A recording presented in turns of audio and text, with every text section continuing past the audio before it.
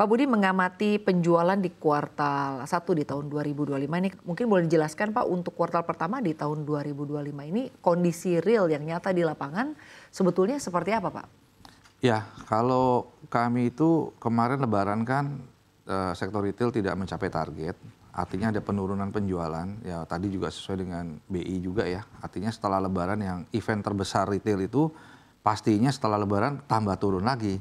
Nah itu betul, tadi kita juga makin menurun di bulan April ini dan kita prediksi juga sampai nanti ke mungkin awal Juni. Karena memang event Lebaran itu sudah selesai, nah kami sekarang sedang berusaha untuk meningkatkan penjualan. Baik, tapi kalau dilihat Pak sampai dengan kuartal kedua di tahun 2025 ini trennya seperti apa sih Pak artinya? Ya, di kuartal kedua ini kita upayakan setelah Lebaran itu kita coba menghimbau juga untuk mendatangkan traffic. Karena trafficnya setelah mudik itu kan perputaran manusianya sudah selesai. Nah kita harapkan ada traffic bisa kembali jalan. Kita persiapkan untuk program Lebaran yang kedua itu adalah liburan. Jadi event liburan itu nanti akan menjadi aim kita di Juni. Nah mendekati Juni ini kita sedang melakukan ya upaya-upaya meminta pemerintah merilis mungkin belanja-belanja pemerintah mungkin bisa dikeluarkan di bulan-bulan ini supaya terjadi perputaran uang. Baik, tapi kalau berbicara mengenai tantangan-tantangan ya Pak ya, sebetulnya sampai dengan saat ini tantangan yang dihadapi Pak, artinya apa saja Pak? Selain kalau kita bahas kan sebetulnya tadi ya bicara mengenai mungkin daya beli masyarakat begitu Pak, mungkin kondisi juga saat ini secara umum Pak, secara global memang sedang tidak baik-baik saja, bahkan diproyeksikan terjadi perlambatan ekonomi. Bahkan kalau kita lihat pertumbuhan ekonomi ini kan sangat bergantung kepada konsumsi dari rumah tangga begitu ya Pak ya. Anda melihatnya Pak, tantangan terbesar yang dihadapi saja untuk di tahun ini sebetulnya apa Pak?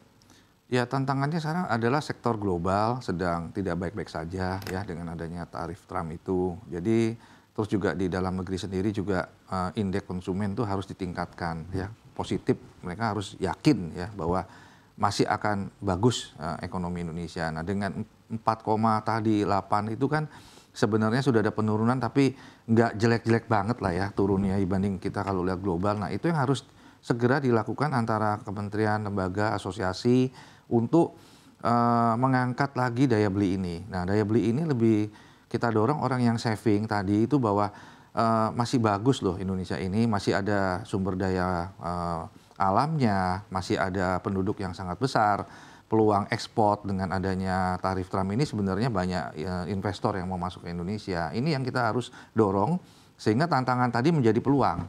Karena tantangan itu kalau dikhawatirkan terus orang saving. Nah kelas menengah atas ini sekarang saving dan kita juga membuat program belanja yuk di Indonesia aja ini sebenarnya bersama Kemenko Ekonomi untuk mendorong orang untuk konsumsi tadi yang 54% itu bisa bergerak lagi.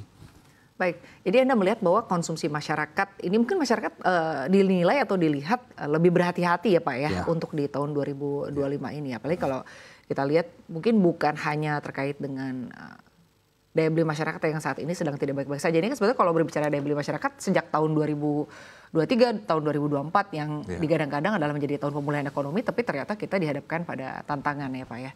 Lalu berkait dengan situasi saat ini kan kita lihat ada perang tarif ya Pak ya, antara Amerika Serikat dan juga China, dan ini juga disinyalir atau dikhawatirkan akan berdampak pada perdagangan global ya. Dan ini juga mungkin akan berdampak juga nih Pak pada mungkin pola konsumsi atau gaya berbelanja masyarakat kita. Anda melihatnya seperti apa Pak untuk di Indonesia? Ya sekarang ini yang punya pabrik pasti khawatir nggak bisa ekspor, nahan ya pasti suruh jangan belanja dulu, jangan konsumsi dulu kan. Nah ini yang kita harus segera dalam jangka pendek ini mungkin tahun ini pemerintah melakukan bantuan langsung atau stimulus agar investor yang mau masuk itu kalau memang datang kan juga perlu waktu untuk menciptakan lapangan pekerjaan. Mereka perlu waktu untuk bikin pabriknya atau bikin usahanya. Nah di dalam 1 tahun ini harus dilakukan mendorong daya beli itu dengan positif tadi. Jadi sudah yakin oh ya ternyata banyak investor, sudah ada sekarang banyak yang datang, itu memang kenyataan. Nah itu yang harus disuarakan lalu tapi kan nggak bisa disuarakan saja. Harus segera oh ya dalam jangka 6 bulan ini harus digelontorkan misalkan sekarang orang beli barang tuh pakai pay later gitu ya, berarti kan uangnya nggak ada tapi mau beli gitu ya. Nah ini harus digelontorkan dana-dana segar ke masyarakat dengan berbagai program dan stimulus tadi. Baik, tapi kalau berbicara di tengah situasi yang cukup menantang saat ini ya Pak ya, sebetulnya kan mungkin tidak semua sektor ya Pak ya yang pergerakannya tidak menarik. Mungkin kita boleh bahas dulu Pak sektor yang cukup resilient Pak di tengah situasi yang cukup menantang saat ini. Artinya walaupun mungkin pergerakannya tidak terlalu bergeliat seperti di tahun-tahun sebelumnya, tapi nampak begitu ya Pak bisa tumbuh positif perlahan-lahan begitu. Ini sebetulnya sektor mana Pak yang masih cukup menarik? Makanya kami tadi sampaikan optimis adalah bahwa sektor personal care ceritanya itu malah naik dibanding tahun lalu.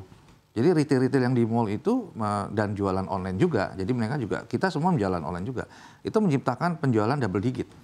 Dalam situasi saat ini bisa naik. Berarti kan orang masih perlu ya itu ya mempercantik diri, mungkin foto-foto sosial media. Nah, itu semua masih bagus. Personal care, lifestyle, F&B masih lumayan. Ada memang sektor yang turun, terutama sektor hypermarket ya, department store itu agak menurun memang.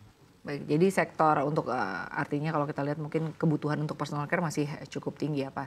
Pak, di era digitalisasi seperti saat ini begitu ya Pak, ini kan belanja online masih cukup diminati ya. Kalau dulu kita mungkin dipaksa untuk berbelanja online karena situasinya ya Pak, seperti misalnya masa-masa pandemi. Tapi ternyata ini masih terus berlanjut sampai dengan saat ini. Nah, apakah ini juga menjadi tantangan tersendiri Pak? Artinya kan mungkin saat ini bukan hanya go online ya. Nah, untuk di lapangannya pada kenyataannya seperti apa Pak? Ya, jadi online ini kita suarakan bahwa dari offline ini kan memenuhi semua peraturan. Waktu ada COVID kita juga udah jualan online. Sampai sekarang online merupakan salah satu strategi penjualan daripada pemain offline. Nah, itu juga ada peningkatan. Nah, masalahnya sekarang ini kan kalau dikonekin ke daya beli, di online juga rame pembelian online, walaupun sekarang disampaikan online sudah menurun, mulai ada penurunan. Namun di posisi kami data yang teman-teman offline masih mungkin shifting ya, antara offline-nya berkurang, online-nya naik. Namun tetap offline ini lebih besar dibanding daripada penjualan online. Nah, yang penting ini adalah sekarang barang yang di online itu harus memberi manfaat, harus bayar pajak, harus memenuhi peraturan. Nah, ini kami di Hipindo itu sudah memenuhi semua. Baik. Nah, kami minta perlakuan yang sama dari segi PPN-nya. Kalau kami bayar PPN, di online juga bayar PPN. Nah, ini yang kita harapkan bisa mengangkat lagi penerimaan negara, lalu penerimaan negara itu diberikan balik ke sektor konsumsi. Kami harapkan dalam misalkan memberikan stimulus untuk karyawan retail. Kami ini padat karya, jadi karyawan kami itu bisa diberikan keringanan 1 tahun ini. Misalkan free transportasi, sehingga karyawan itu lebih punya daya beli ya. Misalkan pajaknya juga diringankan, dan lain sebagainya itu kami sudah sampaikan.